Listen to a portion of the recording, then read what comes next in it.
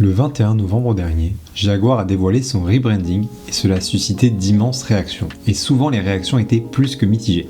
Je ne vais pas m'étendre davantage sur cette mésaventure qui est largement couverte par d'autres chaînes YouTube, mais le déboire de Jaguar a inspiré cette vidéo. En effet, je vais vous présenter 4 exemples de rebranding ratés dans 4 domaines différents. Et on commence tout de suite avec la marque de prêt-à-porter Gap. Gap souhaite changer son logo pour rajeunir son image. Et le 4 octobre 2010, Gap présente son nouveau logo. Le logo passe d'une police à empattement assez élégante à la police Helvetica des plus basiques. Il faut en effet savoir que c'est l'une des polices les plus courantes au monde. De plus, le fond bleu qui faisait référence à l'activité historique de la marque, à savoir les jeans, a été fortement réduit. Il ne faudra pas attendre longtemps pour que les internautes déclarent leur mécontentement sur les réseaux sociaux. Les réactions sont telles que Gap est obligé de renoncer à ce nouveau logo le 11 octobre 2010, soit seulement 7 jours après l'avoir présenté. Numéro 2, Renault. En 1971, avec la sortie de plusieurs nouveaux modèles, Renault décide de changer de logo. Il dévoile donc un emblème beaucoup plus épuré.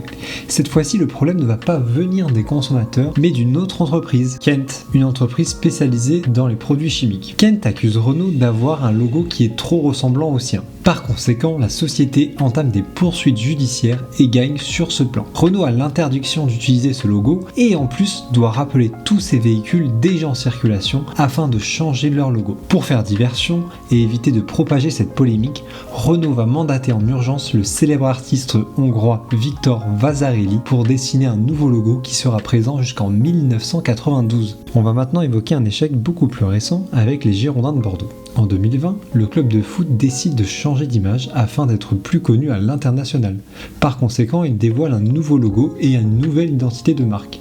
Pour les non-avertis, ce changement peut sembler banal, mais pour la plupart des supporters, ce changement est insupportable. Tout d'abord, le nom a changé. Il ne s'agit plus des Girondins de Bordeaux, mais des Bordeaux Girondins. Il y a aussi la couleur bleu marine qui a été abandonnée. Et enfin, le symbole de la ville de Bordeaux, à savoir les 3 croissants de lune, ont été supprimés. Il n'en fallait pas plus pour que la plupart des fans du club appellent au boycott de l'achat des maillots arborant ce logo. Un an après, le club décide de revenir à son ancien blason. Pour le 4e et dernier exemple, nous allons parler de Tropicana. En 2009, l'entreprise souhaite rajeunir son image. Pour cela, elle fait appel à l'agence de communication Barnell et ils vont intégralement repartir d'une feuille blanche.